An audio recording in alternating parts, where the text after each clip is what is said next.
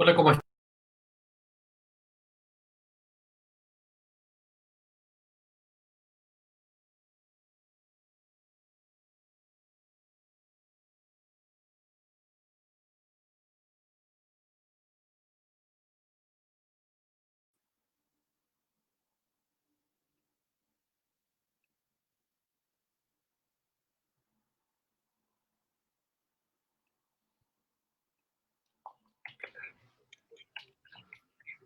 Hola, profesor, ¿cómo está usted? Muy buenas tardes, ¿cómo está?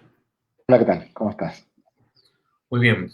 Sean todos bienvenidos los que se están integrando a nuestra transmisión online de la segunda charla online del Departamento de Física de la Facultad de Ciencias Físicas y Matemáticas de la Universidad de Chile. Estamos esperando unos pocos segundos más para comenzar con esta charla del doctor Rodrigo Soto. El doctor Rodrigo Soto es académico del Departamento de Física de la Facultad de Ciencias Físicas y Matemáticas de la Universidad de Chile y dirige el núcleo milenio de materia activa. Entonces, estamos justamente a la espera de que se empiecen a integrar eh, más personas para que el profesor pueda dictar su charla. ¿Cómo está, profesor? Bien, bien. Sí, esperamos unos minutos a que llegue la gente a la conexión. Siempre hay algunos problemas para poder conectarse. Bien. Profesor, en este momento le estoy viendo solamente la mitad del rostro porque está llegando la luz a una mitad del Ah, rostro. sí, sí, pero eso creo que no puedo hacer mucho porque me llega un rayo de sol hasta ahora. Voy a ir a prender la luz, así después cuando se ponga el sol me quedo iluminado. Perfecto, profesor.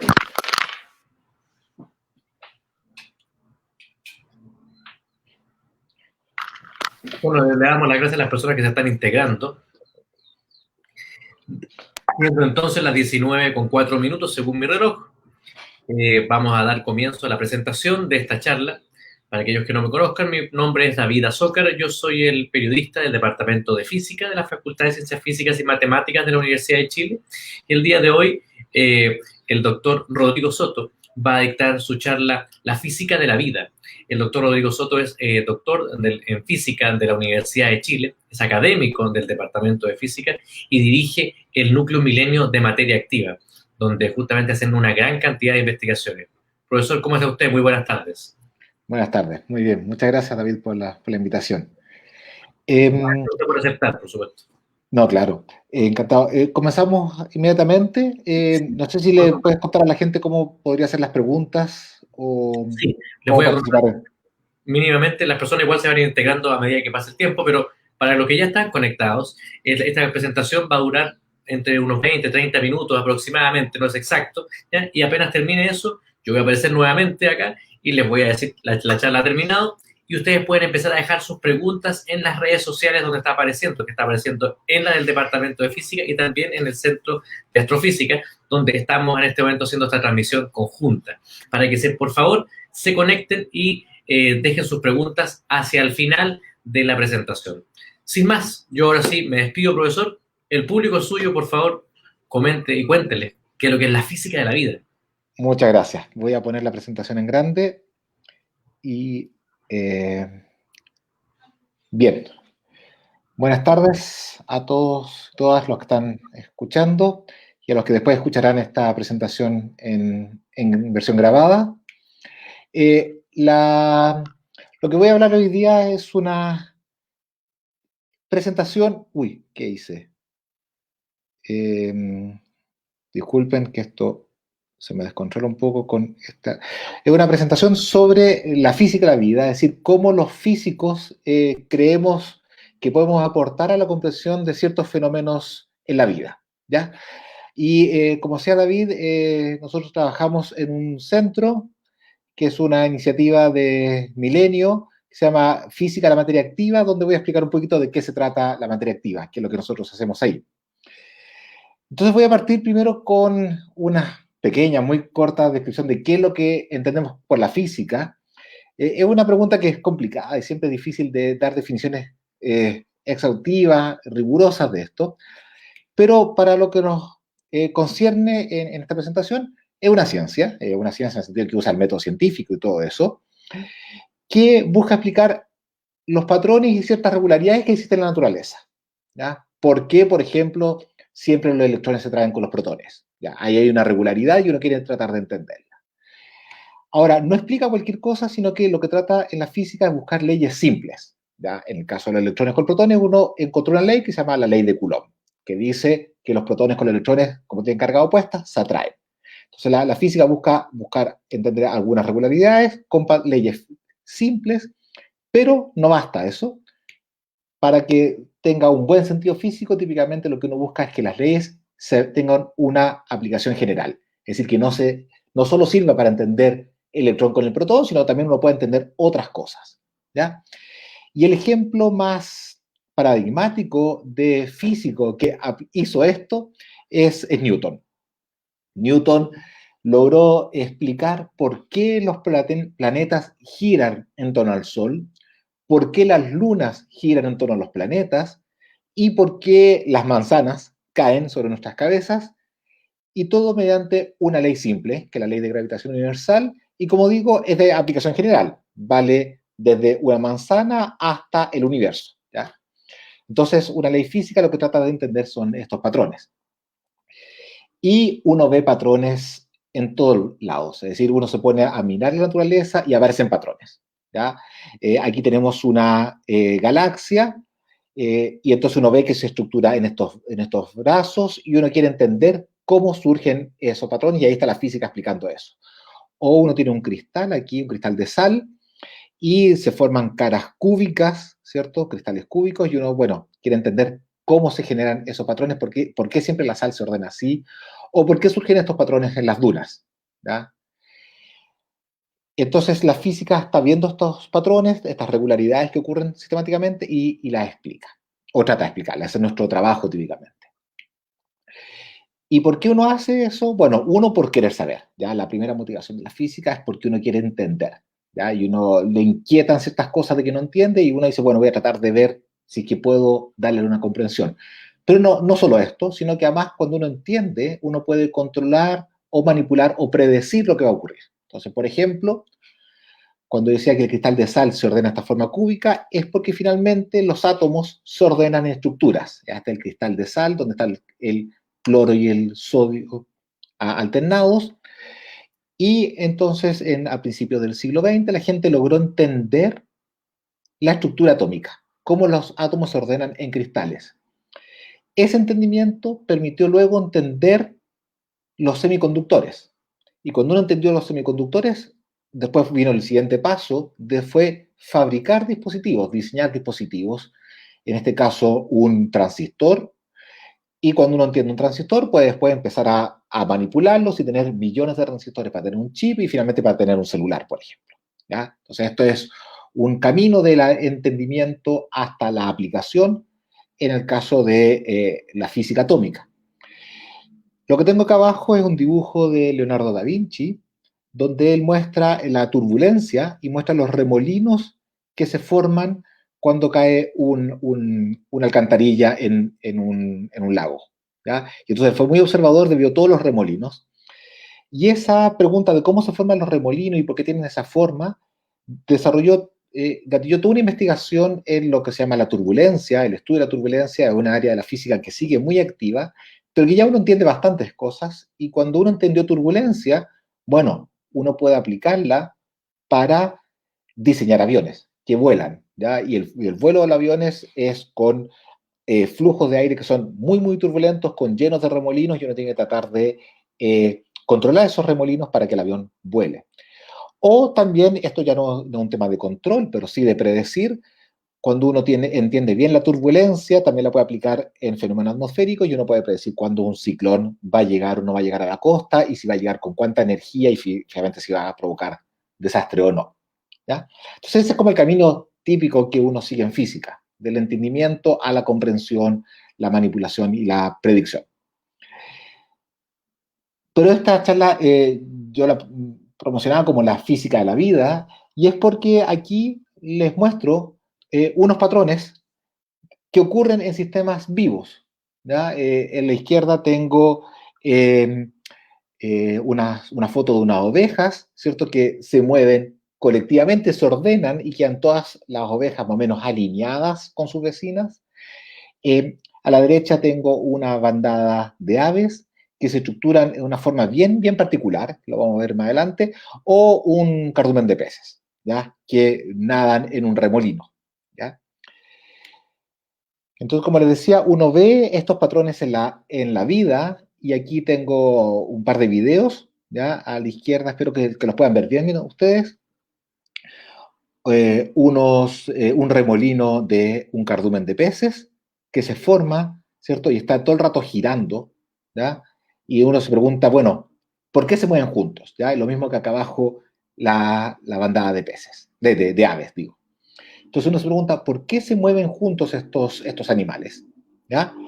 Y entonces, bueno, dado que son animales, uno se pregunta, bueno, si es necesario que estén vivos, ¿ya? O que sean seres vivos para que hagan este movimiento colectivo. Es decir, hay algo de la biología aquí importante.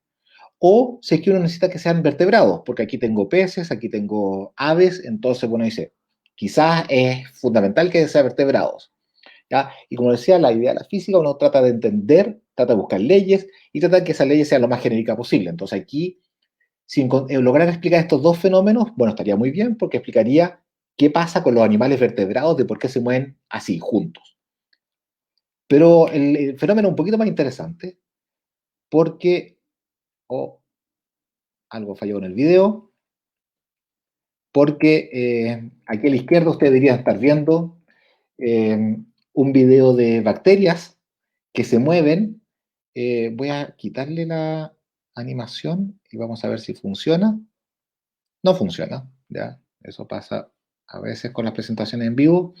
Bueno, cuando uno hace experimentos con bacterias, uno ve que las bacterias también se mueven colectivamente, empiezan a nadar como cardúmenes, ¿ya? Y la bacteria está lejos de ser un animal vertebrado, de hecho un organismo unicelular. Pero aún mejor, hay gente que ha hecho experimentos con los microtúbulos que están al interior de una célula, ¿ya? Uno toma una célula, uno le puede sacar las moléculas que están al interior de una célula y uno ve que estos microtúbulos empiezan a moverse, nadar colectivamente, ¿ya? Entonces tenemos un fenómeno que ocurre desde los mamíferos grandes, los, eh, las ovejas, hasta las moléculas que están dentro de una célula. Entonces ahí a uno se le prenden las alarmas como físico y uno dice, dado que es un fenómeno tan genérico que ocurre en tantas escalas distintas, tiene que tener una explicación simple, ¿ya? Si fuera una explicación muy específica, uno diría, bueno, es raro que explique las bacterias, los microtúbulos y las ovejas. Entonces tenemos que tener una explicación simple.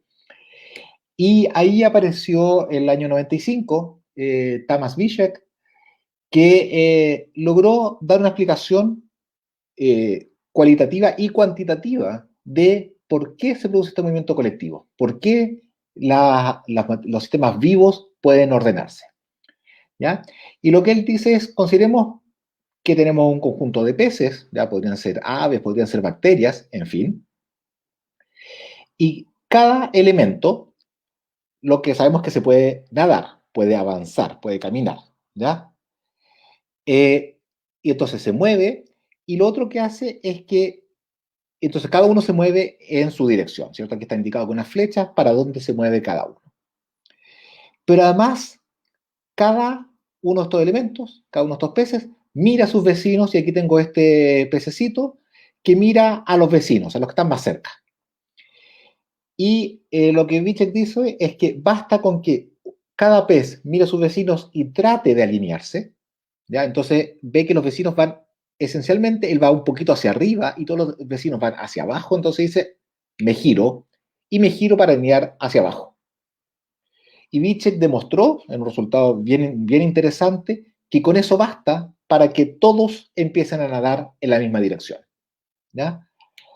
Y aquí hay una simulación computacional. Estos no son ni peces, ni aves, ni bacterias, sino que son algoritmos en el computador que uno hace que se muevan como Bicek dijo. Es decir, cada uno de estos puntitos mira a sus vecinos, busca en qué dirección van los vecinos y trata de ir en la misma dirección.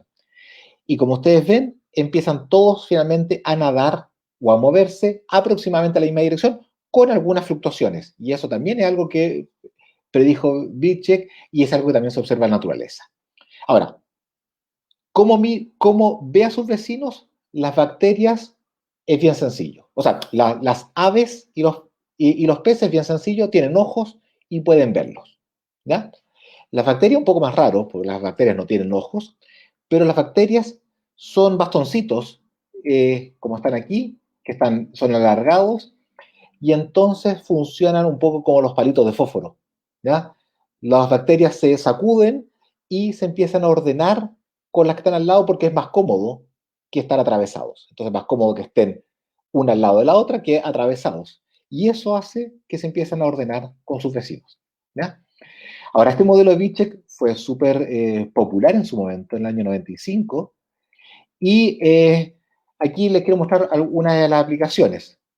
Este es un video real, entonces tenemos aquí un tiburón que empieza a nadar y ustedes ven que ese manchón negro se empieza a mover cuando el tiburón nada. Entonces voy a ponerlo de comienzo de nuevo. Está aquí el tiburón, y el tiburón al nadar hace que el manchón negro se mueva. Ahora, ¿qué es ese manchón negro? Vamos a verlo en un instante. Ese manchón negro no es más que un conjunto, un gran cardumen de peces, que como muestra esta bañista, abajo está el tiburón. Cuando el tiburón va, los peces se alejan, y se alejan formando unas estructuras bien especiales que son estas que están acá. ¿Ya? Se forman unos suertes de remolinos. ¿Ya? ¿Por qué les digo que esto tiene que ver con el modelo Bichek? Porque esto es un experimento.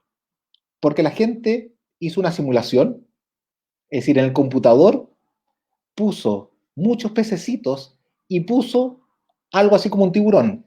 Y lo que mostró es que cuando uno hace que los peces se quieran alejar del tiburón, terminan moviéndose de manera muy parecida a cómo se mueven los cardúmenes reales. ¿Ya?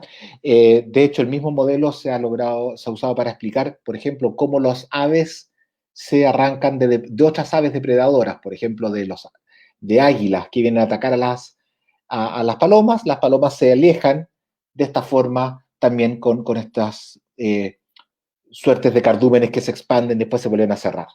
¿Ya? Ya, entonces, tenemos la primera cosa que es, los físicos dijimos, bueno, el nado colectivo termina siendo una cosa muy común, y entonces, bueno, tenemos que tener una explicación, yo creo que sencilla, y esta es la explicación de Vichek, ¿ya?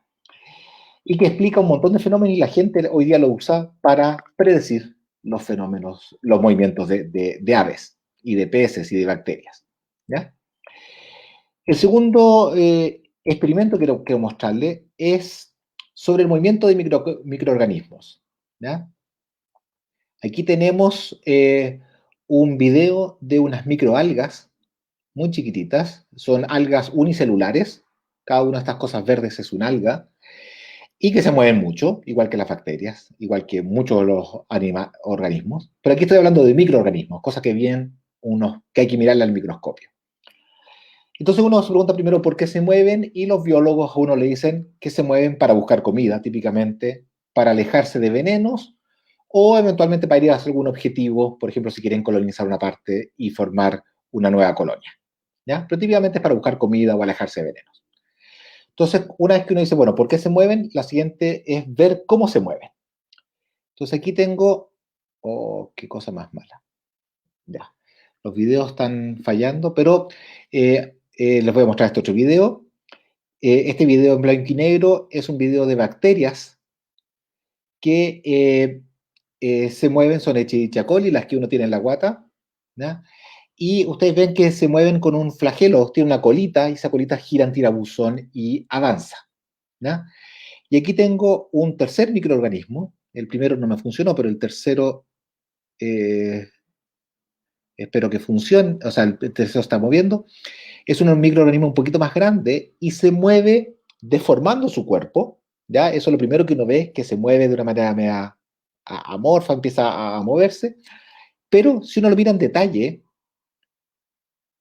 uno ve la siguiente cosa, que no se ve en el video. Oh, qué desastre esta cosa. Perdón, perdón.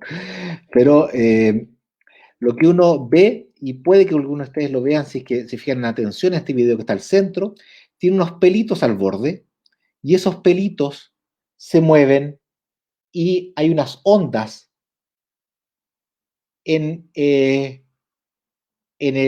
sobre la superficie del, del, del microorganismo que se están moviendo y están empujando el fluido. ¿Ya?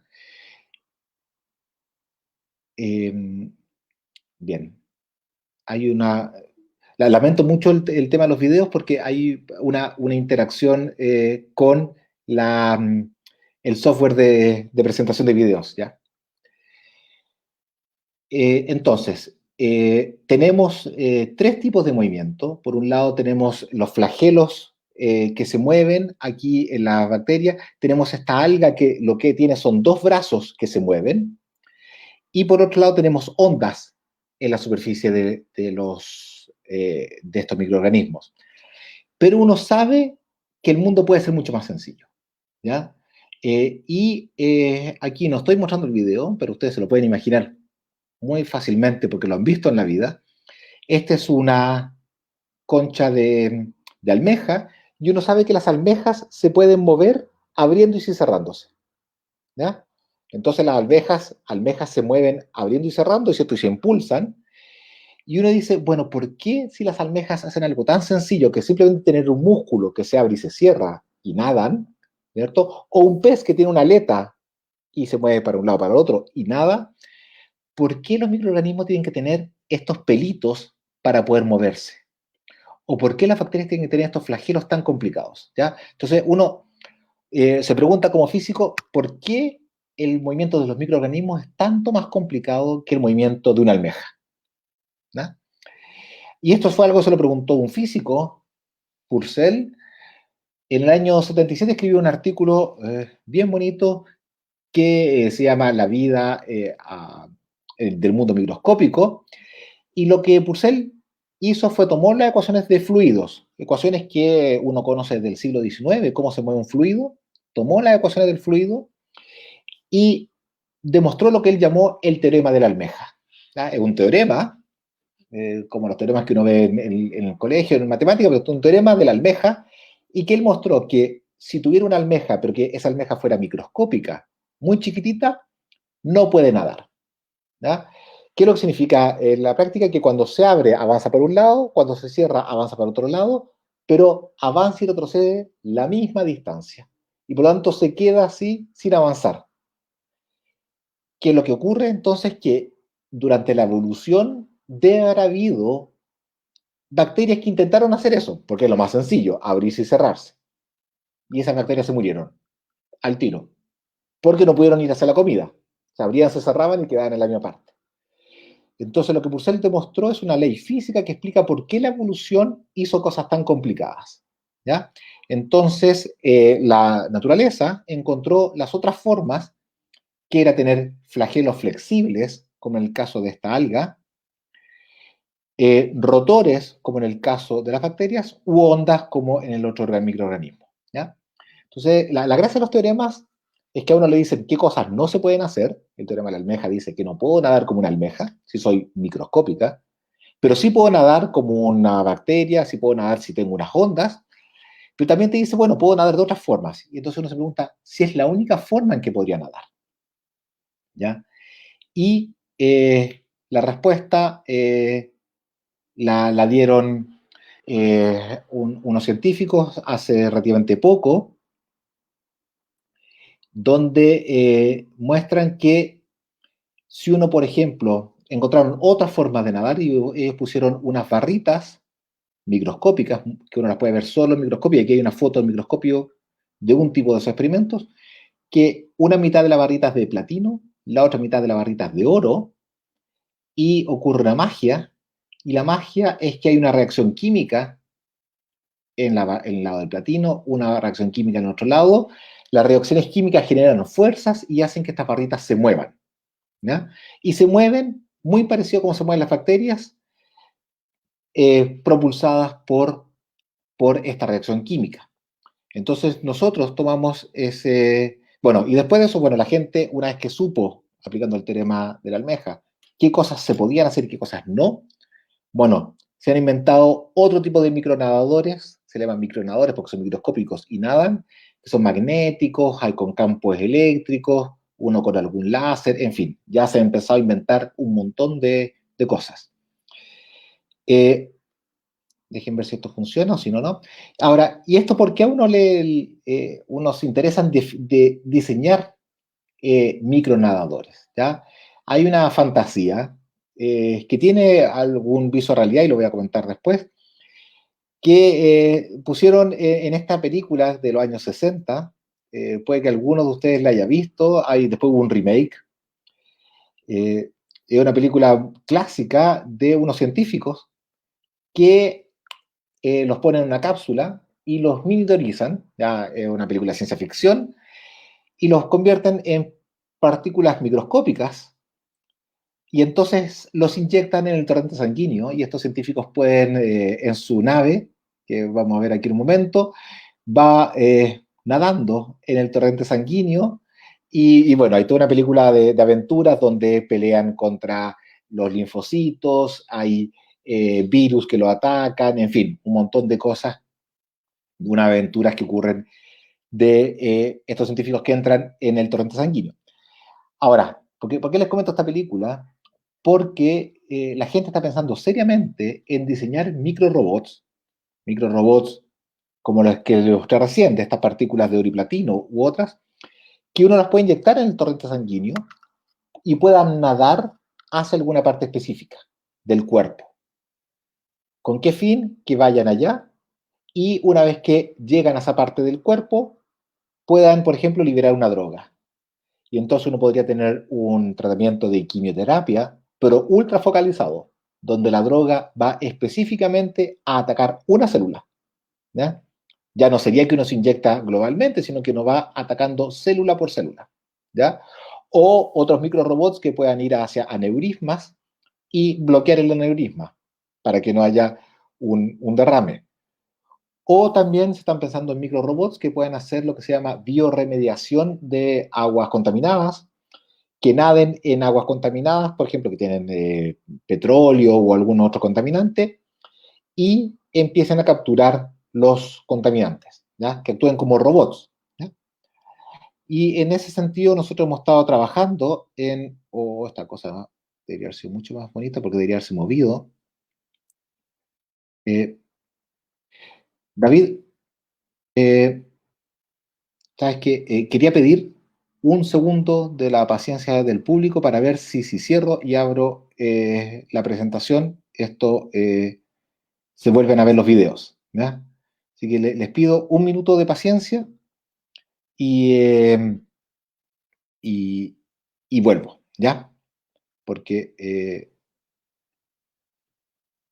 o si no, estamos perdiendo bastante de esto. Entonces, quit.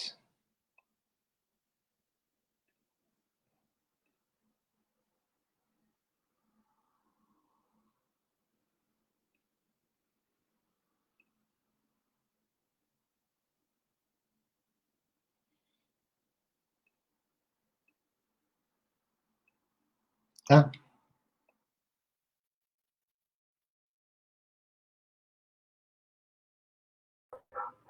ya, a ver. Para los que se vayan integrando a esta conversación, a esta Sí, charla, no se olviden que esta es la charla de materia activa, la física de la vida, que está dictando el profesor Rodrigo Soto. Él es doctor en física de la Universidad de Chile, es académico del Departamento de Física de la Facultad de Ciencias Físicas y Matemáticas de la Universidad de Chile. En este momento el profesor está buscando justamente la posibilidad de que en la presentación se puedan ver las animaciones. Y la verdad que vale la pena, son muy, muy bonitas, las vimos anteriormente. Y es muy interesante ver cómo funciona realmente esto a esta escala tan pequeña. Así que eh, eso es muy sí. importante. Ahora me está funcionando, no sé si se ve la presentación. A ver, ¿se ve la presentación, profesor? Ya, voy a ponerla y vamos a ver si ahora se ve el video. Sí, ahí se ve el movimiento. Ya, Ya, perfecto. Bueno, entonces retrocedo un poquito, pero voy a ir rápido esta parte. Entonces aquí es donde estaba mostrando esta alga que tiene estos antenitas que mueve de manera media rara, y aquí está la onda de estos cilios en este organismo microscópico. ¿Ya? Bueno, entonces me voy a... entonces aquí están estos tres tipos de movimiento, como les decía. Entonces, bueno. Le muestro la almeja para que vean, pero posiblemente ya todos ustedes han visto una almeja moviéndose, ¿cierto? Y simplemente va abriendo y cerrando y nada. Entonces, como les decía, el teorema de la almeja dice que una almeja grande puede nadar, pero una almeja microscópica no. Y por lo tanto, la naturaleza tuvo que inventar estrategias más sofisticadas. Entonces, nosotros podemos copiar la naturaleza, por un lado, pero pero también podemos inventar cosas nuevas que la naturaleza no ha intentado. ¿Y qué cosas nosotros intentamos? Por ejemplo, estas partículas de oro platino para fabricar microrobots. Y esos microrobots, eh, nosotros hace relativamente poco diseñamos un microrobot que lo que puede hacer son partículas de oro y platino microscópicas. Esta cosa de medir una centésima del grosor de un cabello, y lo que uno obtiene es una pequeña cosa que puede oscilar, puede vibrar una frecuencia bien característica, y entonces nuestro sueño, y esto es un diseño que está funcionando, pero el sueño es de alguna forma atarle este microrobots que genera este movimiento a un, una navecita chica que pueda entonces llevar la carga, como decía, por ejemplo, una droga a una célula cancerígena, cosa de atacarla específicamente. ¿Ya? Entonces, hay todo un estudio en este momento de microrobots. ¿Ya? Y entonces lo que uno hizo, le recapitulo cómo uno trabaja en física, uno estudió el movimiento de los microorganismos, dijo, bueno, algo es raro, ¿por qué nadan de manera tan rara las bacterias? Purcell logró la explicación, y una vez que logró la explicación, nosotros empezamos a decir, bueno, entonces podemos usar esa aplicación para entender y para explicar otras cosas. Y aquí entonces estamos proponiendo generar microrobots para nada, para moverse en distintas aplicaciones. El siguiente es un experimento que hicimos en el laboratorio, donde un estudiante puso millones de bacterias bajo el microscopio, y lo que él observó es que estas bacterias se mueven tal como les había dicho antes, colectivamente, todas juntas. ¿Ya? Y ustedes ven aquí como que se mueven algunos remolinos. ¿Ya? Entonces lo que Gabriel dijo, bueno, ¿qué pasa si ponemos estas bacterias dentro de una gotita? ¿Ya? Entonces es un experimento muy delicado. Él logró poner muchas bacterias, aquí hay unas 100 bacterias más o menos, dentro de una gotita. Y la verdad es que se ve bonito el experimento, pero nada muy espectacular. Las bacterias nadan dentro de la gota. Y hay algunas que están medias muertas, que ustedes ven que no se mueven. Siguiente paso de Gabriel, puso más bacterias dentro de la misma gota, y lo que obtuvo es que se forma un suerte de remolino que empieza a girar. ¿Ya? Pero todavía no pasa lo más interesante, porque lo más interesante viene después cuando él puso aún más bacterias dentro de una gota. Y ver que esto funcione, o si no. Y cuando él puso muchas bacterias dentro de una gota, lo que encontró es que las bacterias, al moverse, logran mover a la gota. ¿Ya? Ahora, ustedes dicen, ¿cuál es la gracia de eso? Que lo que he logrado fabricar es un motor, es decir, la gota se mueve como un motor, y por tanto tengo algo que puedo llevar cosas de un lado para otro, hecho de millones de bacterias que están adentro. Entonces yo tomo millones de bacterias y hago que todas esas bacterias se coordinen, empujen como un pelotón y logren empujar a la gota. ¿Ya? Hasta el momento hemos logrado que la gota se mueva, pero no podemos saber para dónde se va a mover la gota. ¿Ya? Se mueve aleatoriamente. ¿Ya? A veces para un lado, a veces para otro lado, y entonces la siguiente parte del trabajo consiste en hacer que se mueva hacia donde queremos. ¿Ya? Y en eso está trabajando otro estudiante, Benjamín, está tratando de hacer experimentos para que la gota ahora se mueva hacia donde queremos, y por tanto poder llevar esta carga, y entonces a uno le pondría dentro de la gotita algo interesante para llevar a alguna parte. Otro experimento que hicimos que funcionó un poco mejor fue en colaboración con colaboradores en Francia, de poner muchas bacterias, pero de otro tipo. Las anteriores eran bacterias Escherichia coli, estas que estaban acá eran Escherichia coli, ¿ya? La bacteria esta que uno tiene en la guata, simplemente pusimos muchas, Estas otras son unas bacterias que tienen, son bacterias magnéticas, tienen pequeños imanes dentro, esto es natural, no son imanes que le pusimos nosotros, y que son bacterias que viven en charcos, en pequeñas lagunitas.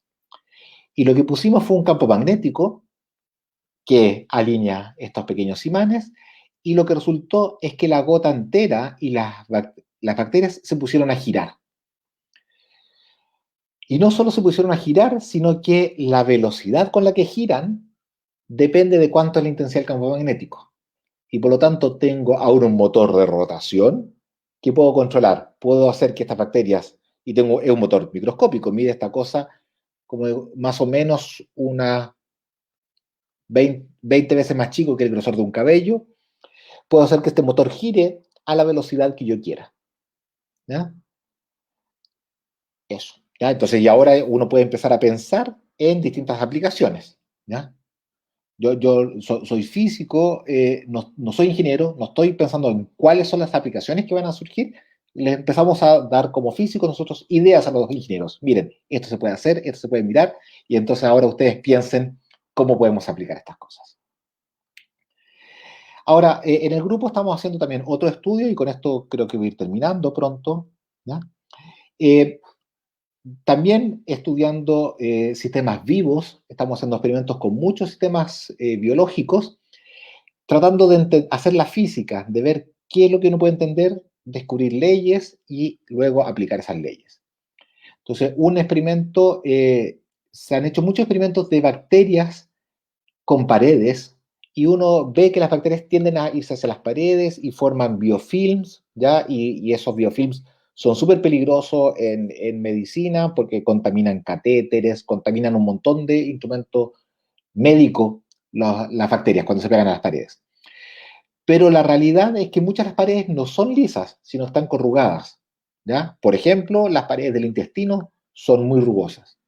Entonces, lo que estamos haciendo es un estudio de ver qué tan más fácil o menos fácil es que las bacterias se peguen a las paredes cuando estas paredes son corrugadas, ¿ya? Entonces, este es un experimento donde hacemos un canalcito muy pequeñito y ponemos la bacteria y vemos, estamos contando si hay más en un lado que en el otro, ¿ya?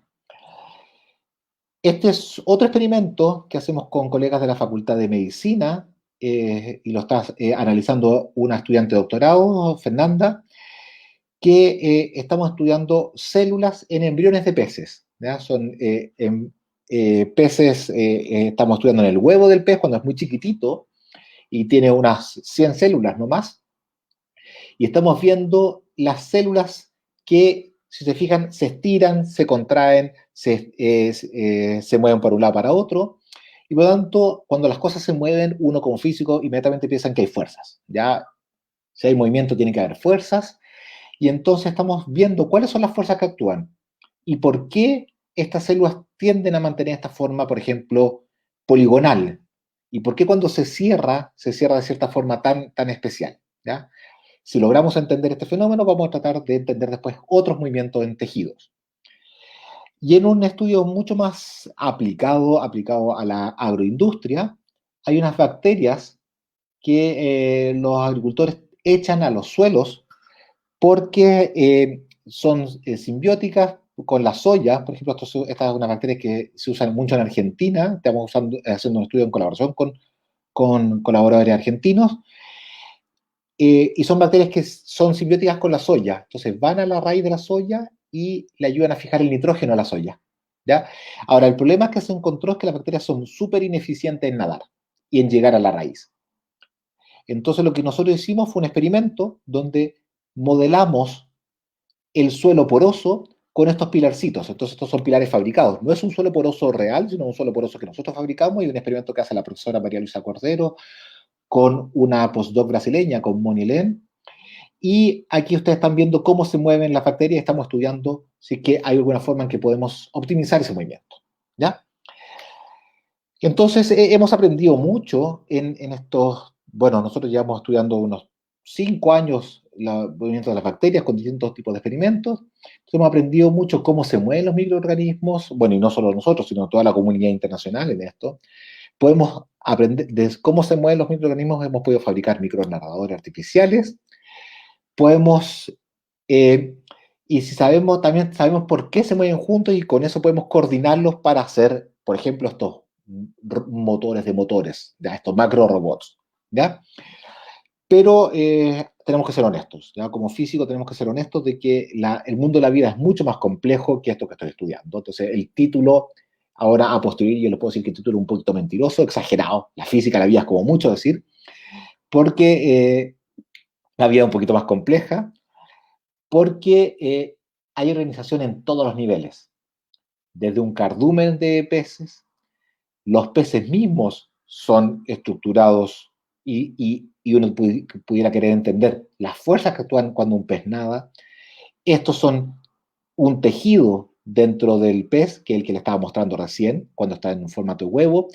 Aquí tenemos células que se mueven dentro de este huevo. Dentro de las células tenemos el citoesqueleto, tenemos las proteínas que se van moviendo, y además tenemos los motores moleculares a nivel de una molécula, ¿ya?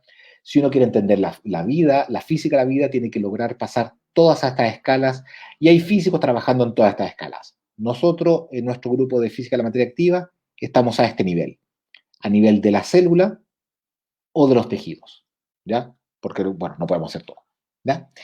Entonces, para terminar, quería hacerle una publicidad. Nosotros como grupo de Física de la Materia Activa tenemos unos videos de divulgación que los pueden buscar en YouTube, diálogos científicos, donde entrevistamos a otros científicos para que nos cuenten de distintos temas, ¿ya? Y bueno, con eso quería terminar con una foto del grupo y de los investigadores que trabajan en el núcleo. Esta foto es un poco antigua, porque algunos de estos investigadores ya se han ido. Gabriel está haciendo ahora está trabajando en Francia. Eh, Sebastián está trabajando en otra parte. Eh, Felipe está en la Universidad de Aysén. eh, Susana está en Estados Unidos, en fin, pero ha llegado también nueva gente al grupo. Eso, muchas gracias. Excelente, profesor. Magistral su explicación. La gente, lo que leo aquí hay gente que la agradece, incluso de Guatemala estaban agradeciendo su explicación. Muy instructiva. Aquí la voy a leer en pantalla. Dice Armando Lemus, dice muy instructiva explicación. Saludos desde Ciudad de Guatemala. Hasta allá llegó. De Guatemala hoy. Chuta. Para que, Saludos para allá. sí, así que espectacular. Profesor, bueno, le pedimos ahora a la gente, bueno, que ya escuchó con atención esta excelente explicación acerca de qué es lo que es la materia activa y qué es lo que es este interesante grupo científico. Eh, que nos vayan dejando algunas preguntas para que el profesor pueda responderles y contarle y responder algunas de sus inquietudes, ¿ya? Así que, por favor, empiecen a dejarnos sus preguntas, tomémonos un minuto y empiecen a dejarnos preguntas para que sí el profesor pueda explayarse y contarles a ustedes estos pequeños detalles que aún no les han quedado todavía lo suficientemente claros.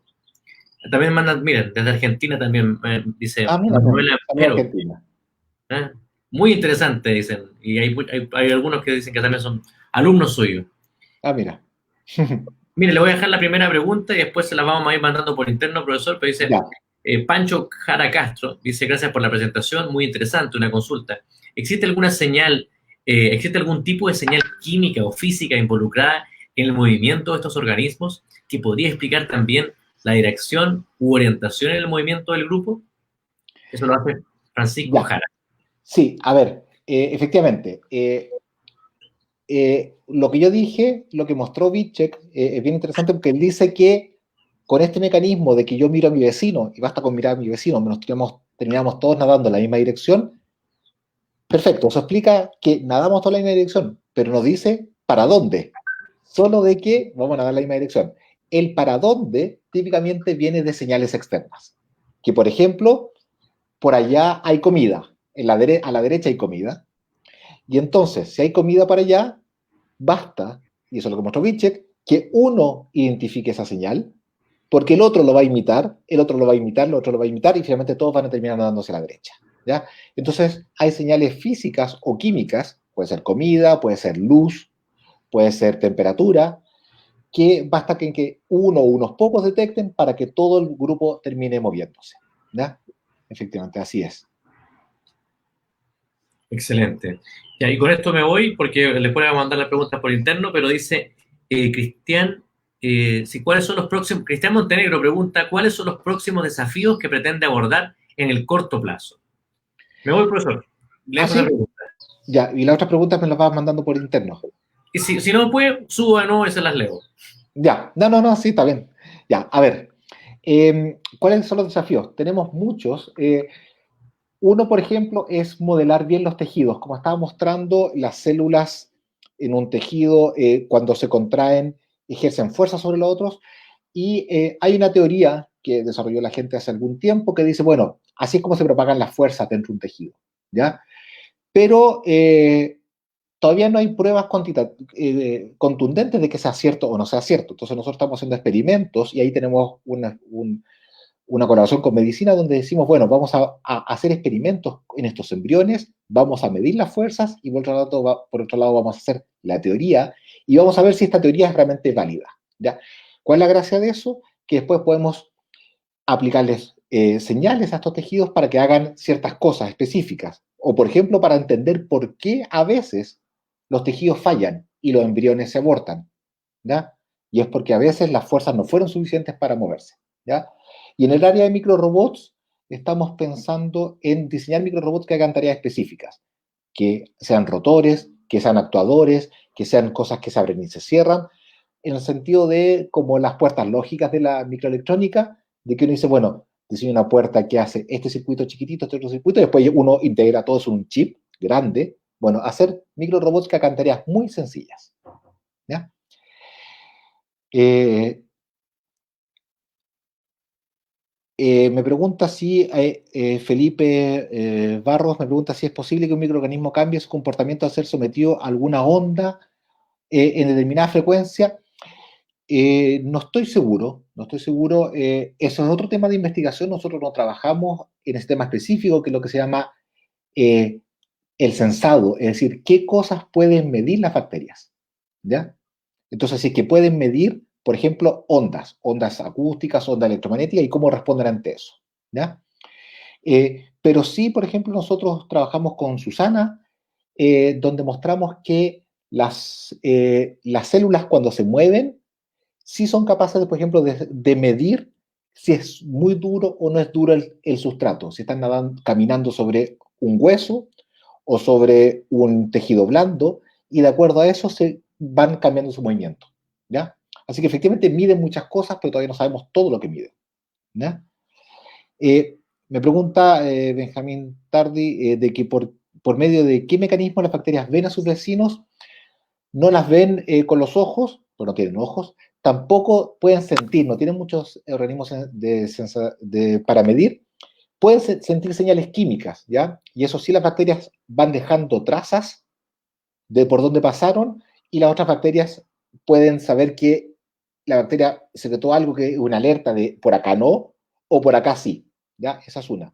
Y la otra, pero la forma más fácil, es que se pegan golpes, ¿ya? Se van pegando brazos entre ellas y eso hace que terminan todos moviéndose a la misma dirección, ¿ya? Voy a ir para arriba porque, o si no, voy a saltarme las preguntas que estaban antes. Eh, eh, Me pregunta Manuela Perovich, si he estudiado el movimiento de las abejas, hormigas. No, nosotros no hemos estudiado insectos, ya no hemos estudiado organismos grandes, ¿ya? No porque no sean interesantes, sino porque, bueno, no podemos hacer todo, ¿ya? Somos un grupo pequeño.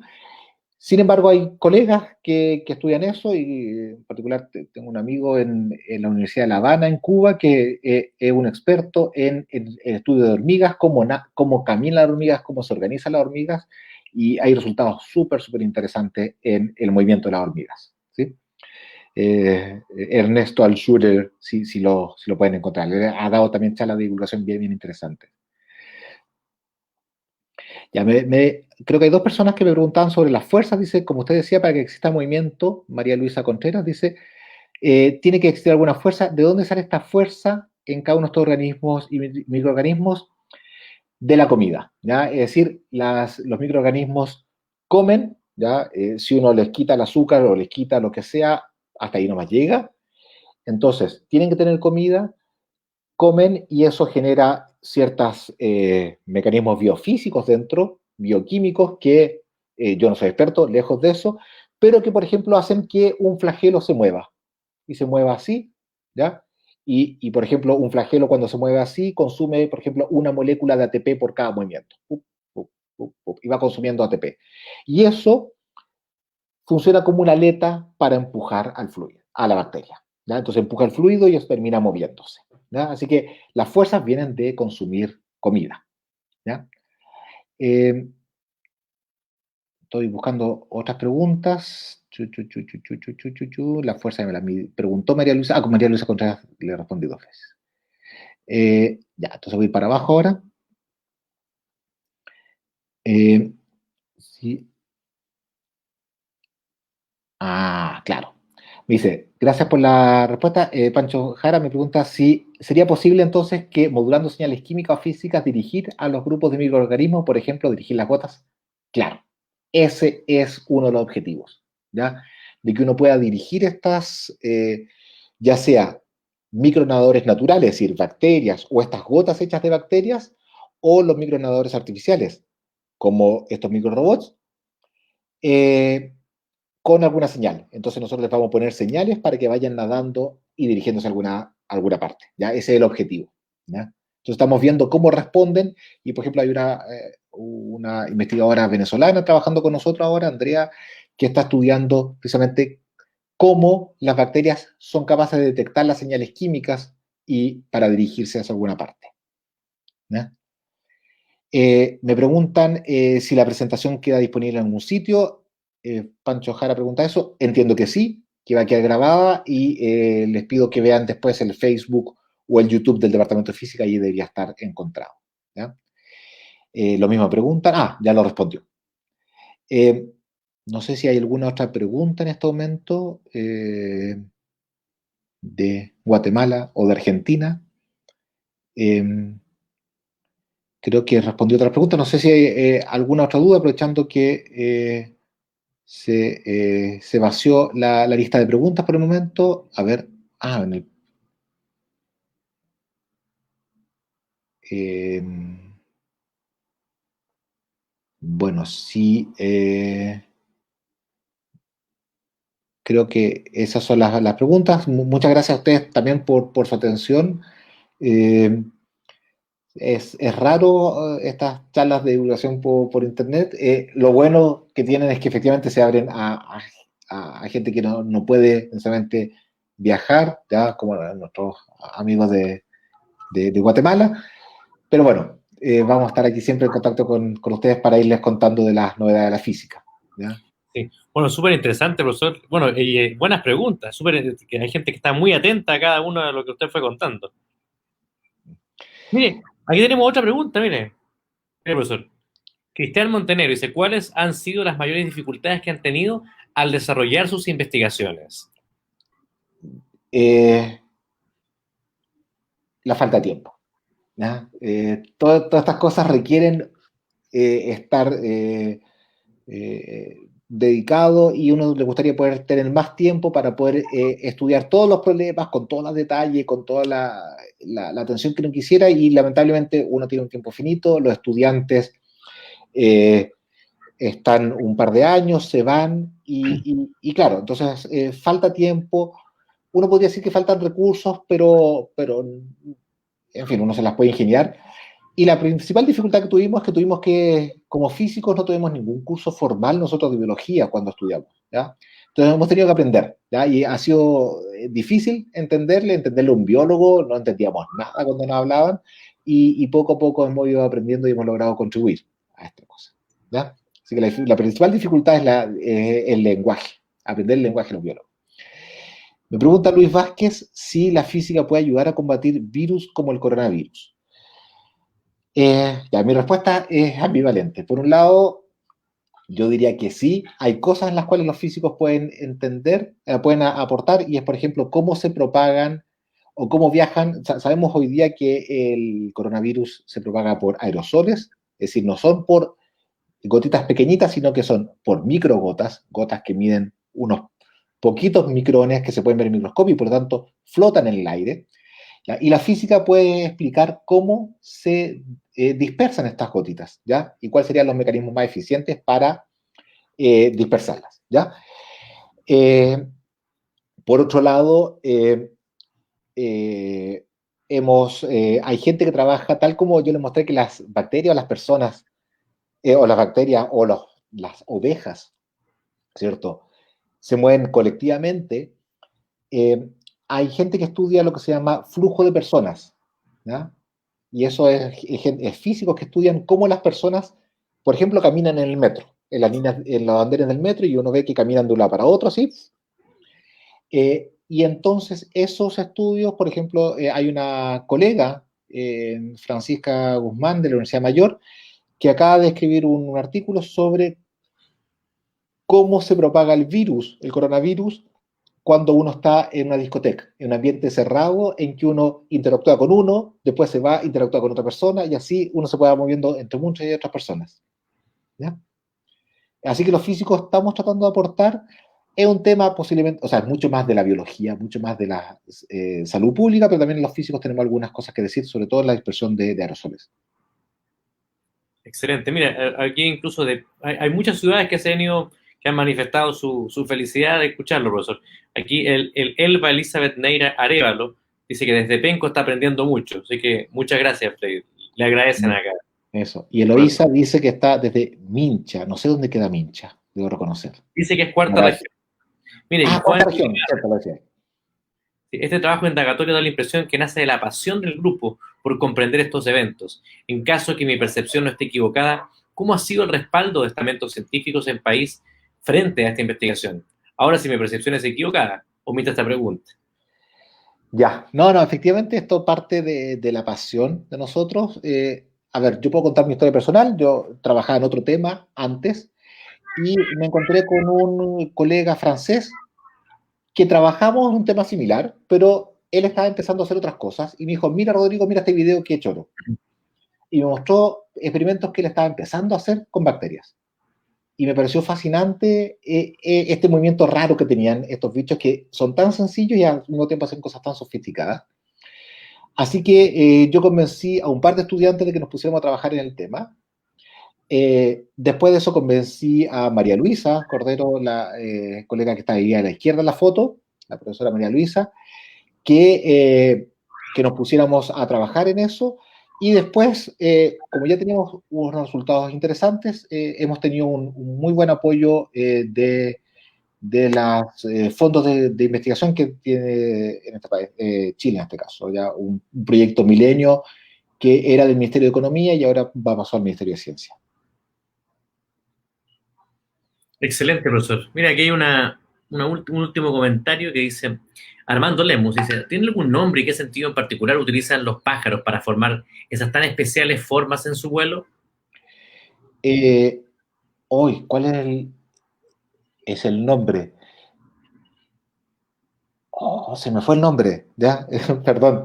Es un nombre que tiene estos, cuando los pájaros nadan, murmuraciones, ¿ya? Se llaman las murmuraciones y el que es más famoso de los pájaros que hace esto son los estorninos, ¿ya? Es un pájaro chiquitito que forma grandes bandadas que se mueve de un lado para otro, ¿ya? Así que son las murmuraciones de estorninos que hacen este vuelo tan, tan espectacular. Sí.